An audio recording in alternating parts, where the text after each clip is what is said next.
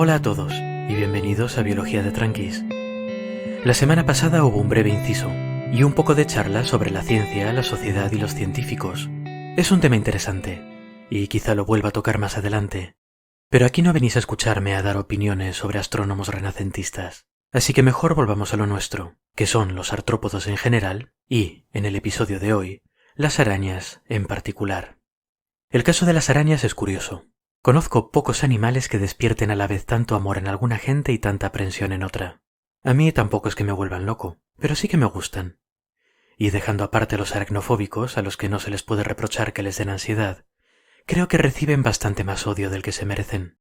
Durante estos 2 episodios, o 3 si me da mucha pena cortar material, intentaré enseñaros algunas de las razones por las que las arañas son unas criaturas muy interesantes para los biólogos.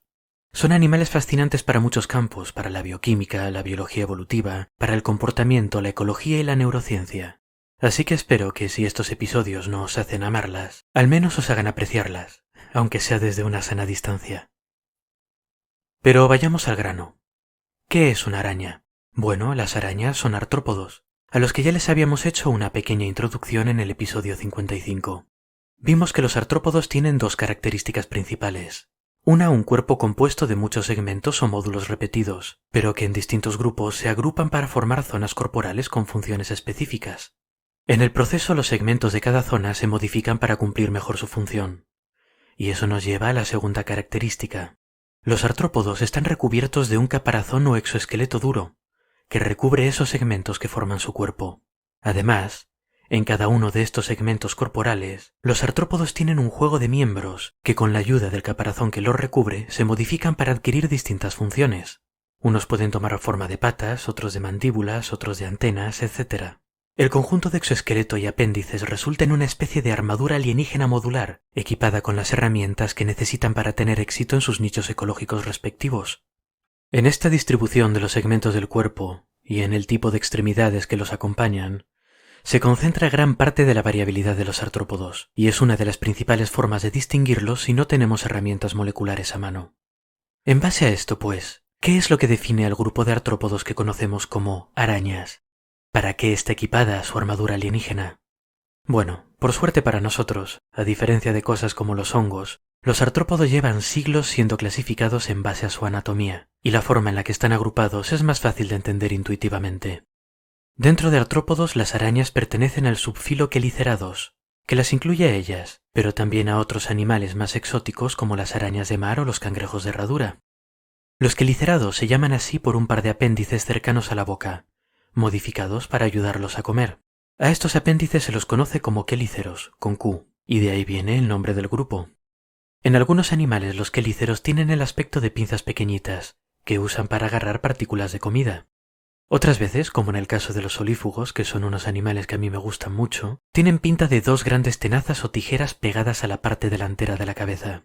Y bueno, como estamos hablando tanto de pinzas, mejor aclarar una duda que es fácil que salga. Las tenazas grandes que vemos en los escorpiones no son quelíceros, sino que derivan de otros apéndices que veremos en un momento. Los quelíceros propiamente dichos de los escorpiones tienen forma de pinza o tijera también, pero mucho más pequeñita y pegada a la boca. Los quelíceros de las arañas son una característica muy distintiva suya. En vez de ese par de pincitas más habitual entre sus primos, los suyos están modificados en forma de uñas o aguijones. Además, la maquinaria de los quelíceros también contiene sacos de veneno y un sistema para inyectarlo en la presa cuando la muerden, como si fuesen agujas hipodérmicas. El veneno de las arañas es una mezcla de productos tóxicos que tienen un efecto devastador en sus presas habituales. Normalmente estas presas son artrópodos de tamaño parecido al suyo, pues moscas, mariposas, ese tipo de cosas, aunque si consiguen atrapar caracoles, gusanos o incluso a veces vertebrados pequeños, pues tampoco les hacen ascos.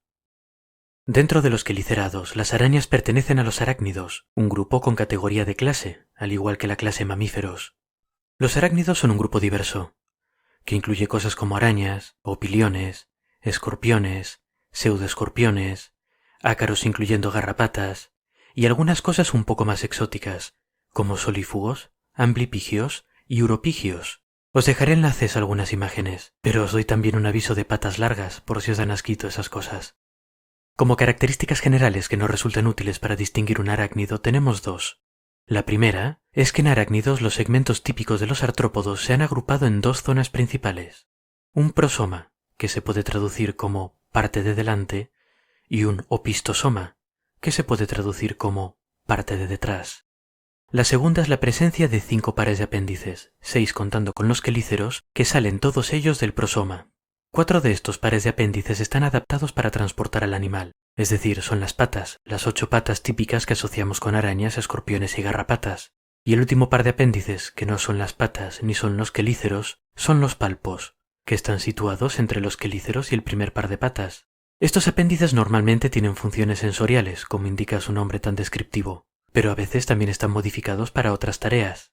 El caso más claro de modificación son las pinzas de los escorpiones que mencionábamos antes. No son quelíceros, sino que son palpos. Las arañas son el buque insignia que da nombre a los arácnidos, y por tanto muestran estas características muy claramente, no como otros grupos que a veces no muestran divisiones del cuerpo claras o tienen menos de 8 patas. No estoy mirando a nadie, ácaros. Las arañas, pues, tienen un prosoma bien claro y acorazado, del que salen los 2 quelíceros en forma de puñal de los que hablábamos antes. Detrás van 2 palpos, recubiertos de sensores táctiles y químicos. De estos últimos los hay adaptados tanto para detectar sustancias químicas en el aire como en contacto directo. Podríamos considerarlos entonces equivalentes a nuestro olfato y gusto respectivamente. Los palpos contienen muchos órganos de los sentidos, y las arañas los usan de forma activa para explorar cosas, pero no son los únicos sensores que tienen en el cuerpo. Si miráis de cerca una araña, tienen muchos pelitos que les recubren el cuerpo, y la mayor parte de ellos son órganos sensoriales de un tipo u otro.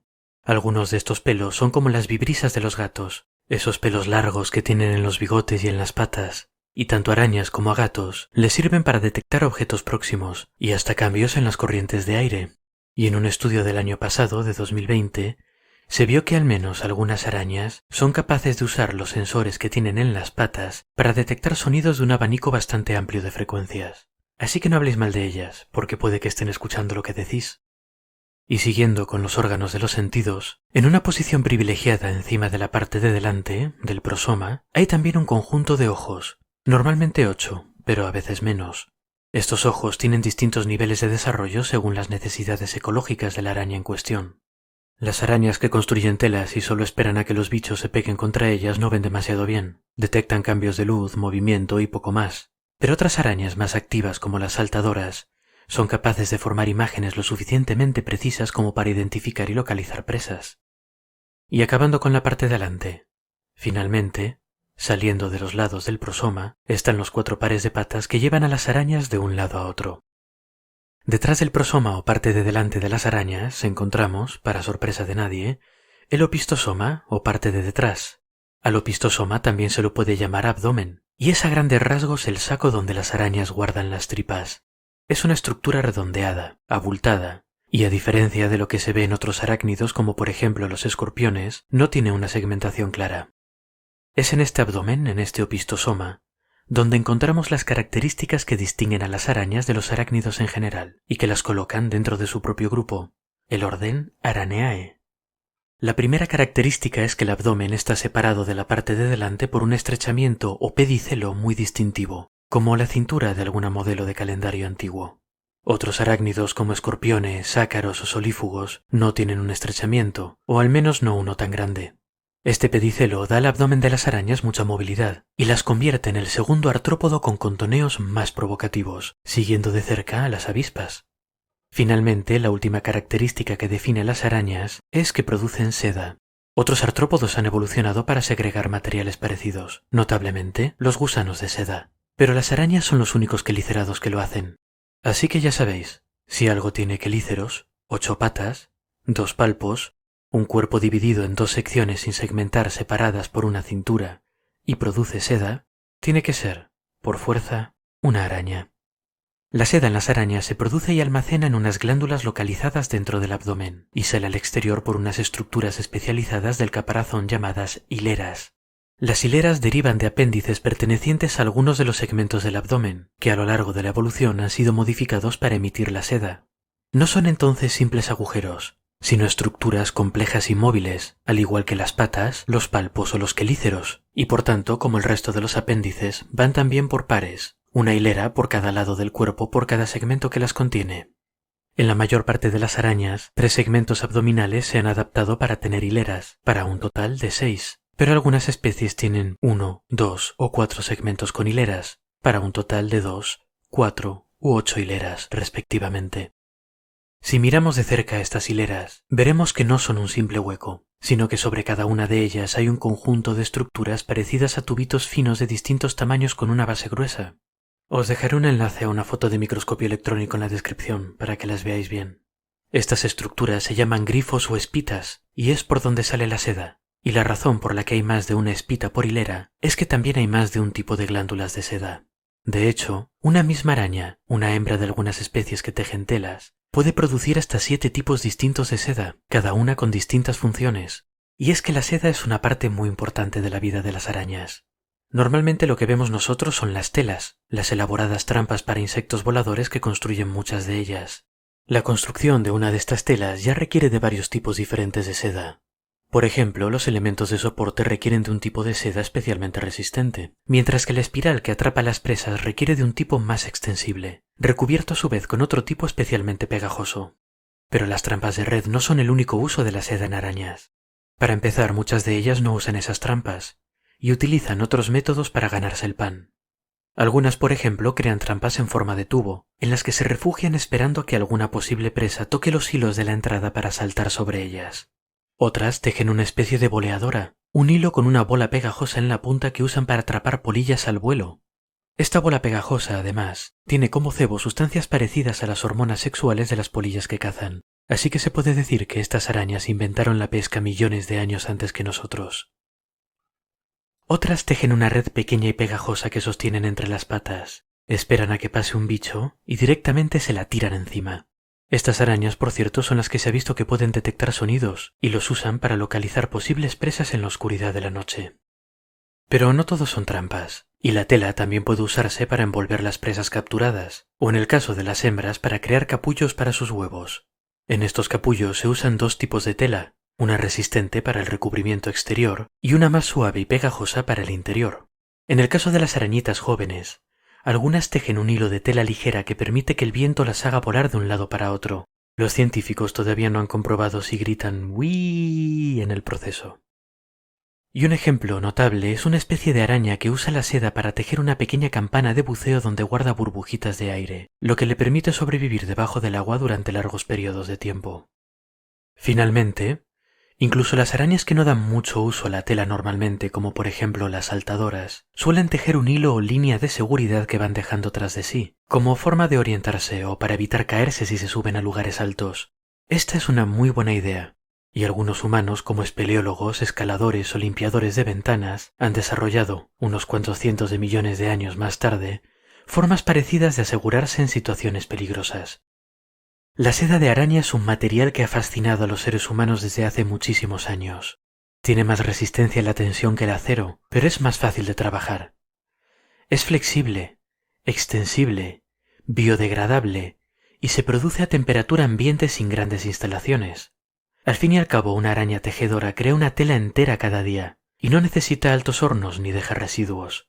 Además, tampoco es tóxica y no causa reacciones inflamatorias o alérgicas al ponerla en contacto con el cuerpo.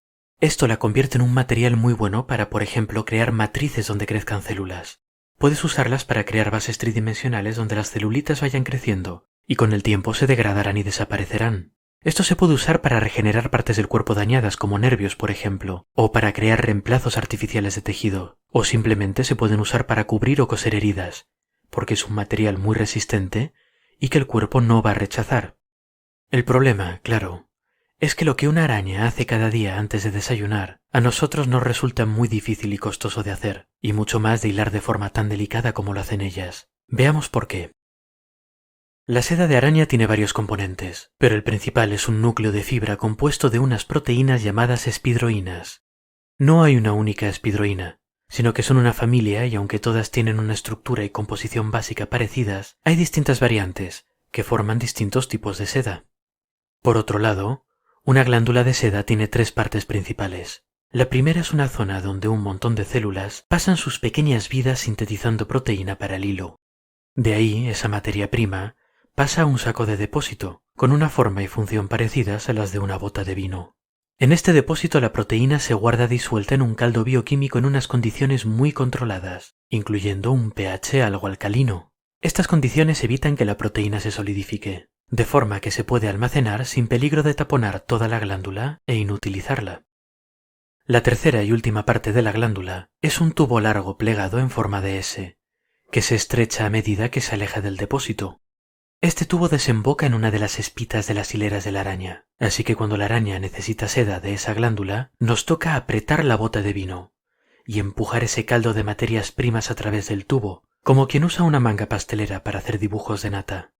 Ahora bien, este tubo alargado no es una simple manguera, no es un simple conducto inerte, sino que está compuesto de tejido vivo y químicamente activo, que va procesando la materia prima a medida que pasa a través de él.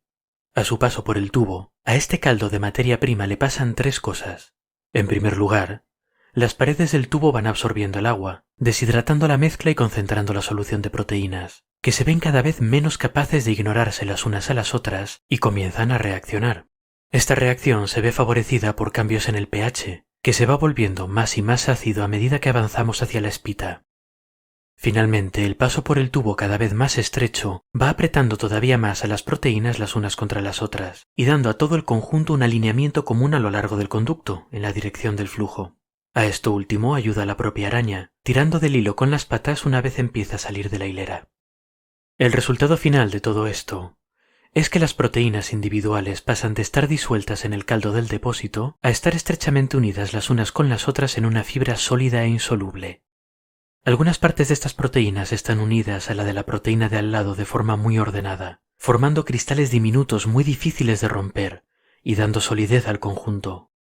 Otras partes, en cambio, están un poco más dispersas, en forma más o menos de gel, lo que le da cierta flexibilidad a la fibra. A este proceso se le dan los toques finales, añadiendo una capa de sustancias pegajosas y antibacterianas que cubren este núcleo fibroso. La seda de araña, como vemos, no es una simple cuerda. Es un material complejo, una maravilla de la bioingeniería que a día de hoy no hemos sido capaces de imitar con nuestra mejor tecnología.